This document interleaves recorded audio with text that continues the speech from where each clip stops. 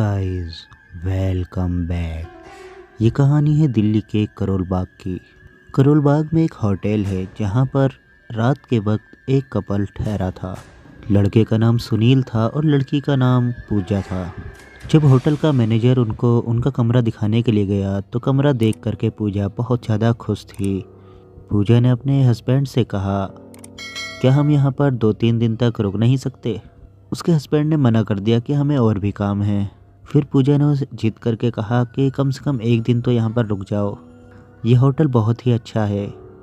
फिर उसका हस्बैंड भी मान गया और उसने कहा, चलो ठीक है, जैसा भी तुम कहती हो, हम एक दिन के लिए यहाँ पर रुक जाते हैं। पूजा अपने हस्बैंड की ये बात सुनकर बहुत ही ज़्यादा खुश हो गई। उसके बाद पूजा अपने रूम की खिड़की के पास गई और वो खिड़की से बाहर की तरफ देखने लगी।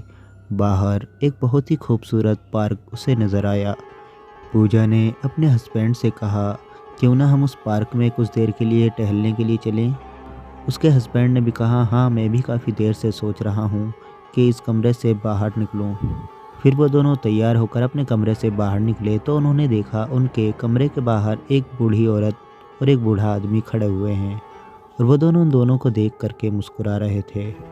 पूजा भी उन दोनों को देखकर मुस्कुरा दी। उसके बाद वो दोनों जने बाहर चले गए। फिर लगभग 1 घंटे के बाद वो दोनों जने दोबारा से होटल में वापस आ गए। अब सुनील ने देखा कि उसके कमरे के बाहर अभी तक वो बूढ़ा आदमी और वो बूढ़ी औरत खड़े हुए हैं और उसी तरीके से मुस्कुरा रहे हैं। ये देखने के बाद सुनील ने कुछ सोचा, लेकिन फिर उसने दरवाज़ा खोला, अपने रूम के अंदर आ गया। अब पूजा और सुनील साथ में बैठकर खाना वाना खा रहे थे। उसके बाद कुछ ही देर में वो दोनों सोने के लिए कमरे में चले गए। जब दोनों जने कमरे में सो रहे थे, फिर अचानक ही पूजा को दरवाजे के पास से ऐसी आवाज़ आ रही थी जैसे कि दरवाजे के पास कोई खड़ा है।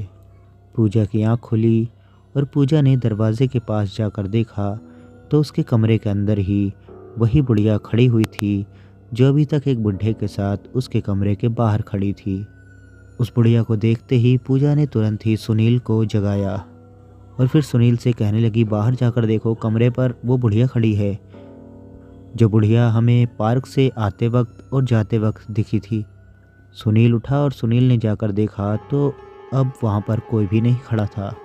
सुनील ने होटल के पूरे रूम में इधर उधर झांक झांक कर देखा, लेकिन उसे कहीं भी कुछ भी नज़र नहीं आया। उसके बाद सुनील ने पूजा से कहा, हो सकता है तुम्हारा वहम हो, और वो दोनों जने सोने के लिए अपने रूम में आ गए। लेकिन अब सुनील ने देखा कि उनकी बेड के ऊपर चादर ओढ़कर कोई लेटा हुआ है और फिर सुनील ने उस चादर को खींच लिया। चादर को जैसे ही खींचा तो उसने देखा कि चादर के अंदर वही बूढ़ा आदमी सो रहा था जो अभी तक उसके रूम के बाहर खड़ा था।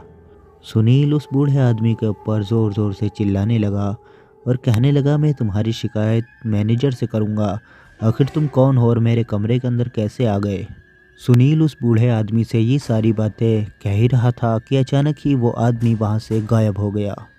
जैसे ही वो बूढ़ा आदमी गायब हुआ, अचानक ही पूजा की चीख निकल गई और वो ज़ोरों से चिल्ला करके सुनील के पीछे आकर छुप गई और कहने लगी, ये तो भूत है। सुनील भी तुरंत ही कमरे से बाहर निकल गया और पूजा से कहने लगा कि सामान पैक करो, हमें अभी यहाँ से निकलना होगा। सुनील ने तुरंत ही जाकर के फ़ोन उठाया और वो मैनेजर को कॉल करने लगा। 2-3 बेल बज जाने के बाद भी मैनेजर ने फ़ोन नहीं उठाया। अब सुनील ने गुस्से में आकर कहा, इस मैनेजर के बच्चे को मुझे नीचे ही जाकर देखना होगा। पूजा ने कहा, मुझे अकेला छोड़ के मत जाओ, मैं भी तुम्हारे साथ चलती हूँ। सुनील पूजा को लेकर के अपने रूम से बाहर जैसे ही आया और उसने अपने रूम का गेट खोला तो गेट के बाहर वही बुढ़िया खड़ी हुई थी। अब उस बुढ़िया को देखकर वो दोनों जने डर गए और पीछे हट गए। वो बुढ़िया धीरे धीरे उनके रूम के अंदर आ गई। सुनील उस बुढ़िया से कहने लगा कि कौन हो तुम और हमारे रूम में क्या कर रही हो? वो बुढ़िया उन दोनों को बहुत गुस्से से देखने लगी और फिर वहीं उनकी दीवार पर अपना सर पटकने लगी। उसने इतनी ज़ोर ज़ोर से सर पटकना शुरू कर दिया कि उस बुढ़िया का पूरा सर फट गया और उस जगह पर खून ही खून दिखाई दे रहा था। ये सब देखकर वो दोनों जने बहुत ज़्यादा डर गए और दोनों ही चीखने चिल्लाने लगे और फिर अचानक ही वो बुढ़िया वहाँ से गायब हो गई। और उनके बेडरूम से बहुत ज़ोरों से हवा चलने की आवाज़ आने लगी और सारा सामान गिरने की, टूटने फूटने की आवाज़ आने लगी। सुनील ने पूजा का हाथ पकड़ा और वो तुरंत ही रूम से बाहर आ गया। जिस फ्लोर पर सुनील रुका हुआ था उस फ्लोर पर कोई भी नहीं रुका हुआ था। सुनील किसी तरह लिफ्ट से होकर के ग्राउंड फ्लोर पर आ गया जहां पर उस मैनेजर का कमरा था। सुनील सीधा ही मैनेजर के रूम में घुस गया। वहां जाकर उसने देखा कि मैनेजर सो रहा था। सुनील ने मैनेजर को जगाया और उसको सारी बात बताई। मैनेजर ने सुनील से कहा, आज तक तो हमारे होटल में ऐसी कोई घटना नहीं घटी है, मुझे ऊपर चलकर देखना होगा। फिर सुनील कहने लगा, अगर तुम्हें देखना है तो ऊपर जाकर तुम देख सकते हो, लेकिन मैं ऊपर नहीं जा रहा। मुझे अभी ये रूम खाली करना है और मैं इस रूम की कोई पेमेंट भी तुम्हें नहीं देने वाला। मैनेजर ने कहा कि ठीक है, कोई बात नहीं। अगर तुम्हें हमारे होटल में किसी भी तरह की परेशानी हुई है तो हम तुमसे पैसे नहीं ले सकते। और फिर सुनील ने वो कमरा खाली कर दिया और वो अपने घर चला गया। कहते हैं उस होटल में अब से 5 साल पहले एक बूढ़ी औरत और एक बूढ़ा आदमी एक रात के लिए रुके थे और सुबह जब उस रूम को खोलकर देखा गया तो उन दोनों की वहाँ से लाशें मिलीं। उसके बाद से कई बार कई लोगों के साथ ऐसी घटना घट चुकी है। वो बूढ़ा आदमी और बूढ़ी औरत लोगों को उस होटल के अंदर दिखाई पड़ते थे, लेकिन मैनेजर ने सुनील से झूठ बोला था कि आज तक हमारे होटल में ऐसी कोई घटना नहीं घटी। और ये कहानी यहीं समाप्त हो जाती है। Thanks for watching, bye bye.